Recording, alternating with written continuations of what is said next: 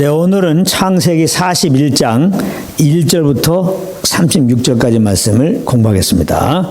오늘 본문은 아무도 해석하는 자가 없었던 애굽 왕 바로의 꿈을 요셉이 해석해 주었다고 하는 그런 내용입니다. 그럼 본문 내용을 살펴보도록 하겠습니다.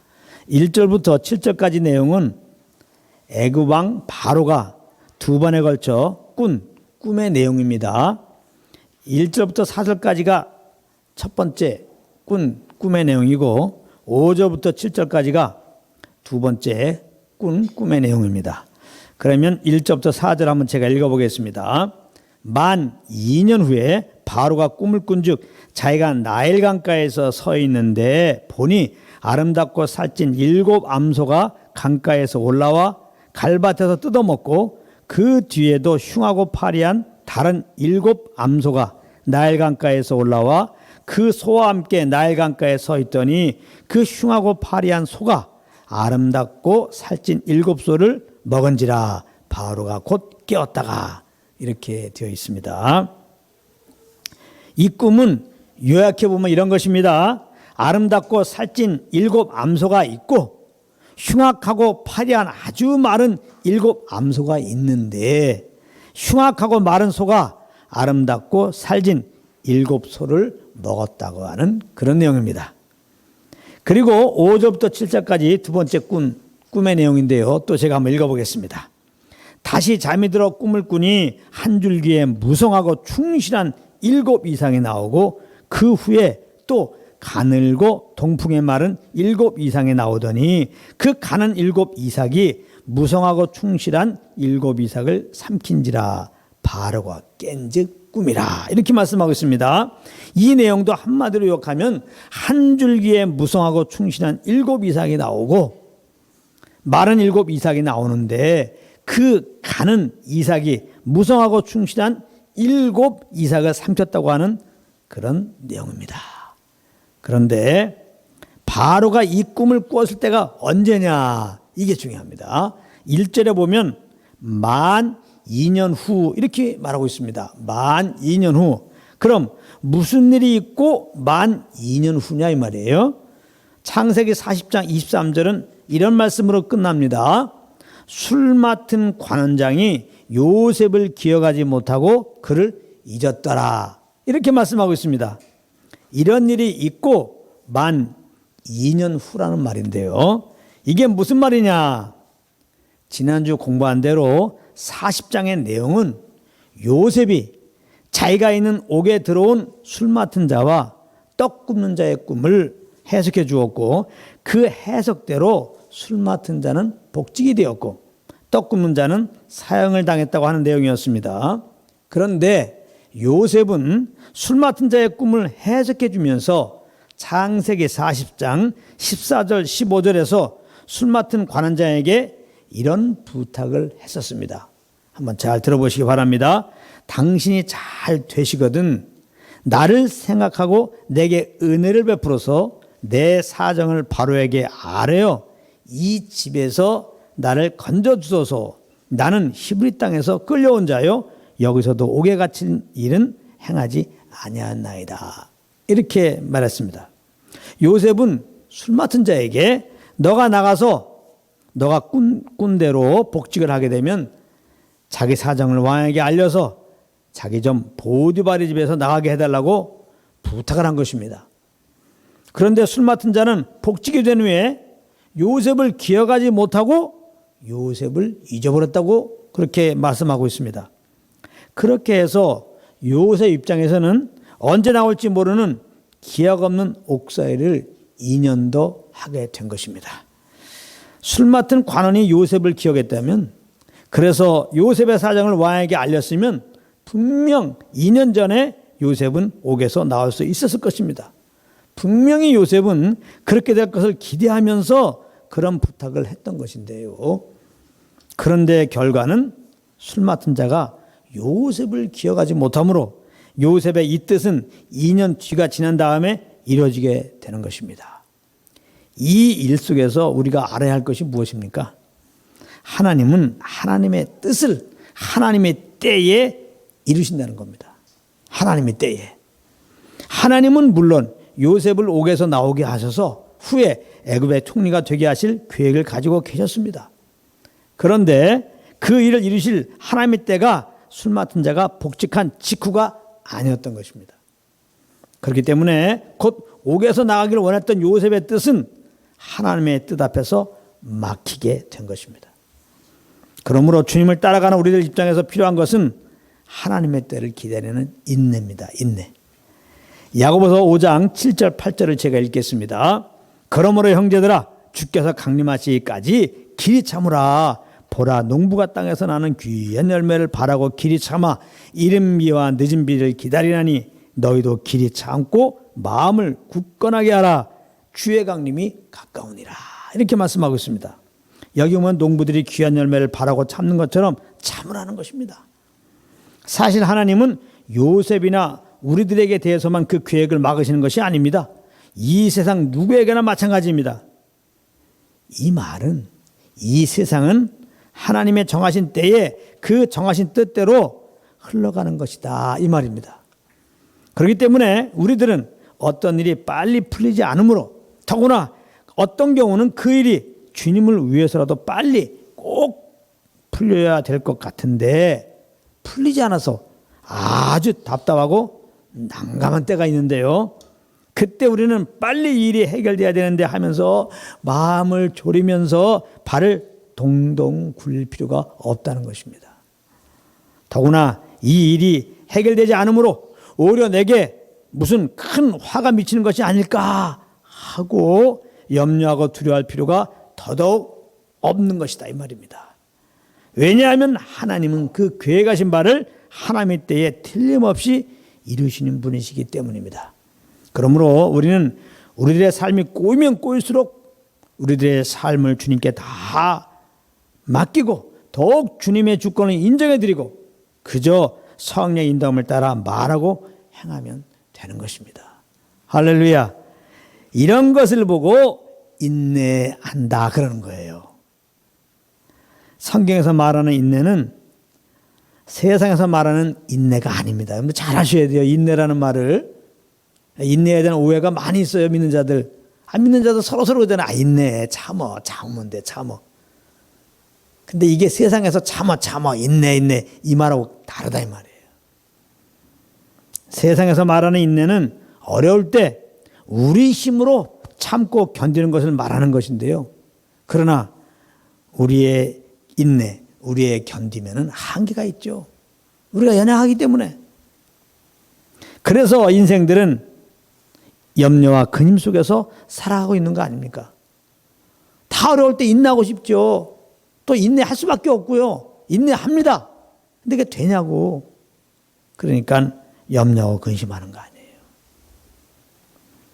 그러므로 성경에서 말하는 인내는 이렇게 결국은 더 큰 염려와 근심을 가지게 하는 인내가 아니라 모든 걸 주님께 맡기고 그저 성령의 인도함을 따라 사는 것을 말하는 거예요. 할렐루야. 이런 인내의 삶이 되시기를 예수님의 이름으로 축복합니다. 자, 술 맡은 자가 복직하고 요셉을 기억하지 못한 이후 2년이 지나서 애굽 왕 바로가 2차례에 걸쳐서 꿈을 꾸었습니다. 그런데 그 꿈으로 인해서 그 마음이 번민해서 애굽의 점술가와 형인들을 모두 불러서 그 꿈을 말합니다. 그런데 아무도 그것을 해석하는 자가 없다는 것입니다. 8절입니다. 아침에 그의 마음이 번민하여 사람을 보내어 점술가와 형인들을 불러 그들에게 그의 꿈을 말하였으나 그것을 바로에게 해석하는 자가 없었더라. 그런데 그때 9절부터 13절에 보면은 술 맡은 관원장이 요셉을 기억하게 됩니다. 2년이 지나서야. 그래서 그는 왕에게 요셉이 옥에서 자기의 꿈을 해석해 준 대로 자기가 복직이 되었다는 사실을 말해줍니다. 그러자 바로는 그래?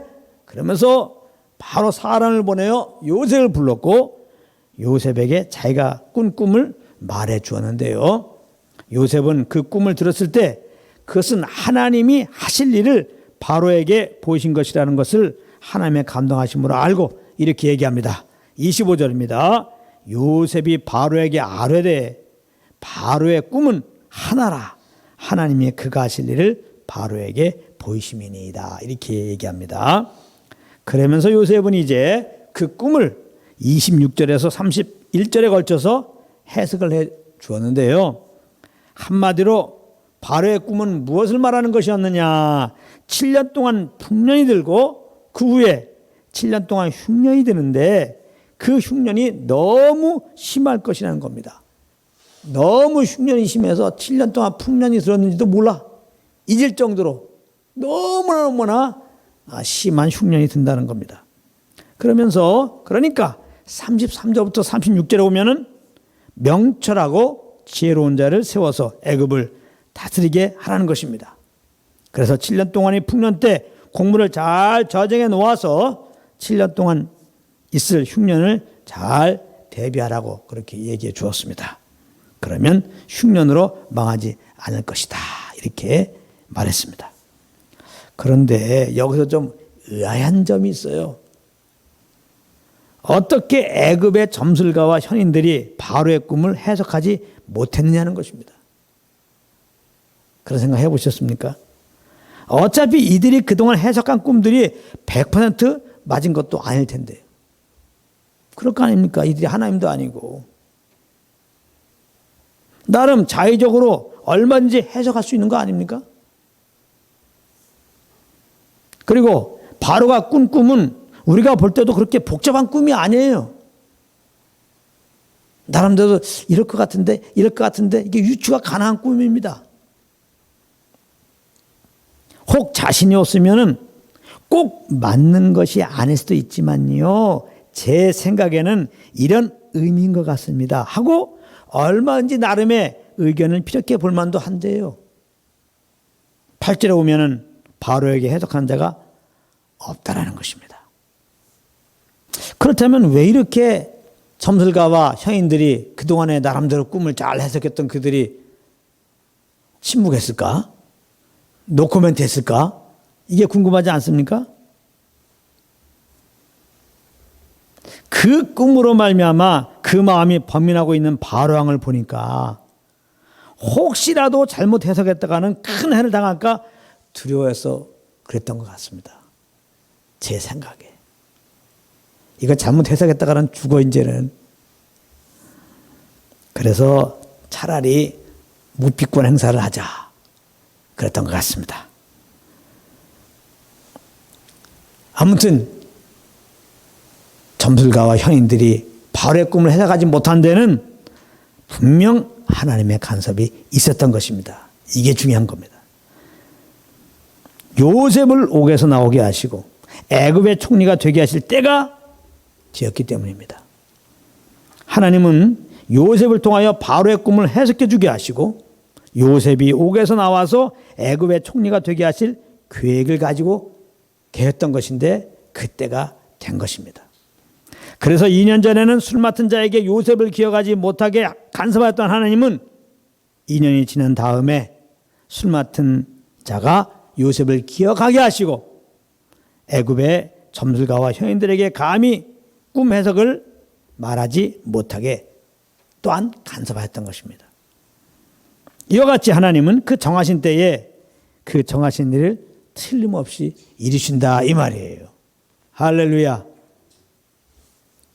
그러므로 이렇게 그 정하신 때에 그 정하신 일을 친히 이루신 우리 하나님 아버지를 기억하고 우리는 혹 주님을 따라가다가 이해가 되지 않고 답답한 일을 만나더라도 모든 염려를 주님께 맡기기를 바랍니다. 염려 없이 두려움 없이 주님께 맡기는 겁니다. 그리고 주님의 때 그 모든 것을 합력해서 선으로 바꿀 주님을 더 기대하면서 우리는 변함없이 성령을 행하시는 여러분들 되시기를 우리 주 예수 그리스도 이름으로 축복합니다. 고통의 멍에 벗으려고 예수께로 나갑니다. 자유와 기쁨 베푸시는 주께로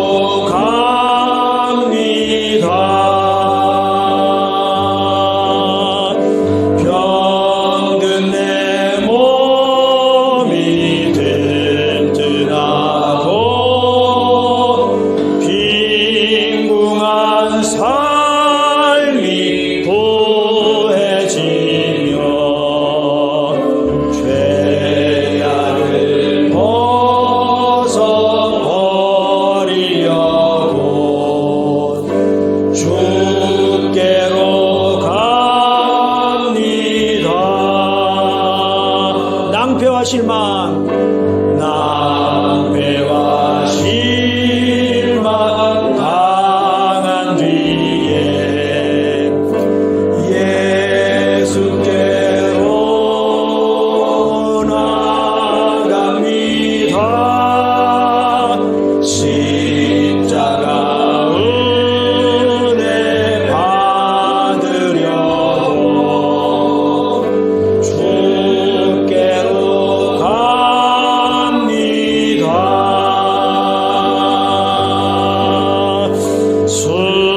슬프던 마음 위로받고 이생의 풍파 잔잔하며